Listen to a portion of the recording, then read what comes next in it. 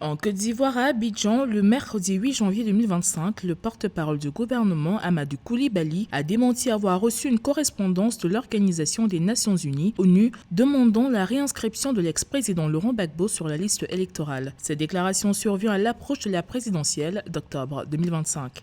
L'ONU aurait écrit, on attend la lettre. Ceux qui l'ont, ils peuvent la mettre à disposition.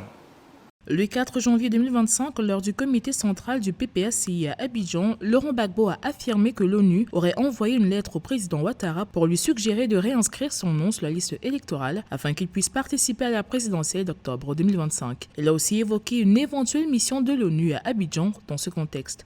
L'exclusion d'un candidat majeur à l'élection présidentielle d'octobre 2025 en Côte d'Ivoire peut constituer le remake de la crise post-électorale qu'a connue la Côte d'Ivoire. S'il s'avère que l'ONU n'est pas intervenue comme l'affirme Laurent Gbagbo, il est quand même important de souligner qu'il est du devoir du gouvernement Ouattara d'organiser des élections inclusives, des élections qui éviteront que des frustrations puissent amener à des situations déstabilisatrices telle qu'a connue la Côte d'Ivoire lors de la précédente crise post-électorale.